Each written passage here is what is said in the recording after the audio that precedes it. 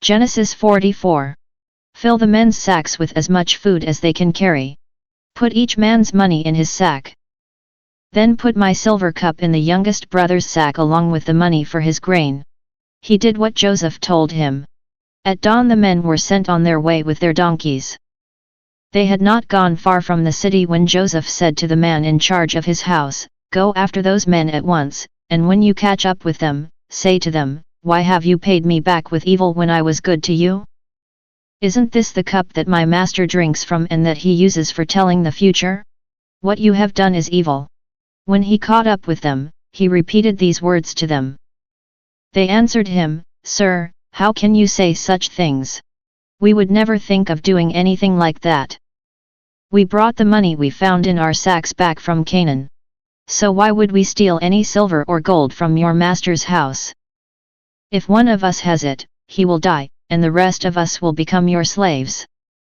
"I agree," he said. "We'll do what you've said. The man who has the cup will be my slave, and the rest of you can go free." Each one quickly lowered his sack to the ground and opened it. Then the man made a thorough search.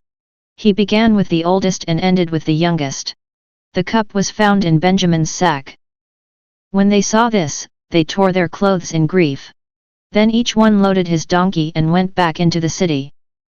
Judah and his brothers arrived at Joseph's house while Joseph was still there. Immediately, they bowed with their faces touching the ground. Joseph asked them, "What have you done? Don't you know that a man like me can find things out because he knows the future?" "Sir, what can we say to you?" Judah asked. "How else can we explain it? How can we prove we're innocent? God has uncovered our guilt. Now all of us are your slaves, including the one who had the cup." But Joseph said, "I would never think of doing that. Only the man who had the cup will be my slave. The rest of you can go back to your father in peace." Then Judah went up to Joseph and said, "Please, sir, let me speak openly with you. Don't be angry with me, although you are equal to Pharaoh. Sir, you asked us, 'Do you have a father or a brother?' We answered, 'We have a father who is old and a younger brother born to him when he was already old. The boy's brother is dead, so he's the only one of his mother's sons left, and his father loves him. Then you said to us, 'Bring him here to me so that I can see him myself.' We replied, 'The boy can't leave his father. If the boy leaves him, his father will die.'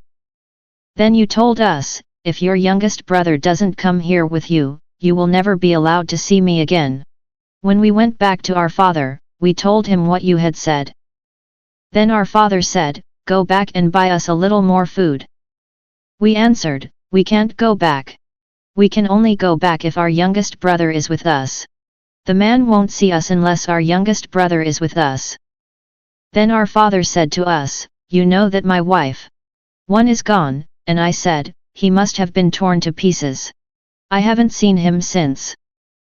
If you take this one away from me too and anything happens to him, you'll drive this gray-haired old man to his grave. Our father's life is wrapped up with the boy's life.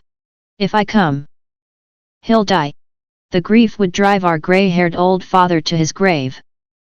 I guaranteed my father that the boy would come back. I said, 'If I don't bring him back to you, then you can blame me the rest of my life, father. Sir, please let me stay and be your slave in the boy's place, and let the boy go back with his brothers.' How could I go back to my father if the boy isn't with me? I couldn't bear to see my father's misery.